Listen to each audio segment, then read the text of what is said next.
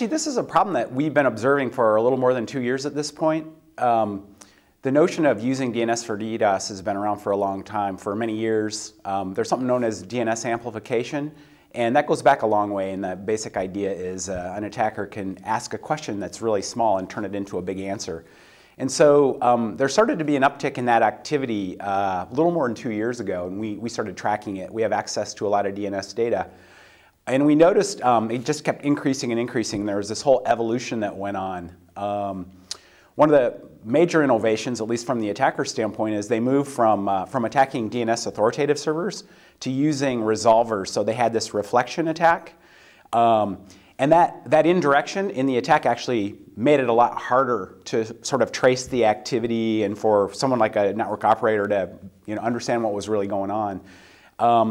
There are other innovations as well. There was a discovery early in 2013 of more than 20 million open DNS resolvers on the internet, and so that was a real problem because those could be implicated, or those could be, inducted into these attacks. And so you went from a situation where a relatively modest number of devices could be used to now more than 20 million, and so we saw a major increase in activity around that. About a year ago, we saw yet another shift in the evolution. Attackers went from amplification, which is kind of a volumetric attack. You create big waves of traffic to go take down a target. You just overwhelm it with traffic. And they moved from that to more of a control plane sort of attack, or more of an application layer attack. And the goal of that was to make the DNS servers work really hard to answer. And so it's similar to what you do with an application layer attack. So that began slightly more than a year ago, late January of 2014.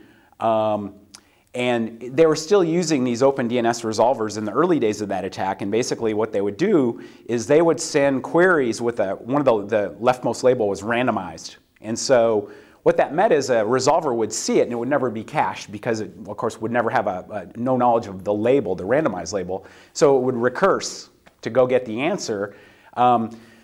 So this started to be really problematic for network operators in particular because they had resolvers that suddenly were seeing these huge spikes in traffic that was recursive traffic, and it required a substantial amount of processing on the part of the resolver. What we've seen most recently is attackers have now figured out how to load malware on certain kinds of internet devices. So in particular, like home gateways again are implicated. And there are various ways that can be done. So now what they're doing is they're loading malware on a home gateway, and they use that. And so they can launch these attacks anytime they want. They can control it remotely. These can do a very substantial amount of damage. We've seen single devices, these innocent little home gateways sitting on everybody's network, can source as many as 8,000 queries per second. And again, that doesn't sound like a lot, but when you consider that these queries require recursion, the load to the resolver actually is very significant. So what we've been advocating is filtering at ingress to the resolver. And so the idea is, this traffic obviously isn't a good thing, but it's fairly benign until it hits a DNS server, and that's where the trouble begins. So the volume of traffic, even for amplification, until it hits the server, it doesn't get amplified. So the queries are pretty small. And so absent the resolution process, it's not really much of a problem. But when it does hit a resolver, that's when the problems begin. So the proposition that we've been making is you should just drop this traffic at ingress to the resolver.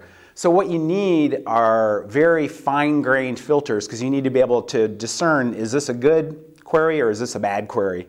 So you need filters that have the ability to look carefully at what the name is. They may need to look at what the query type, depending on the kind of attack it is.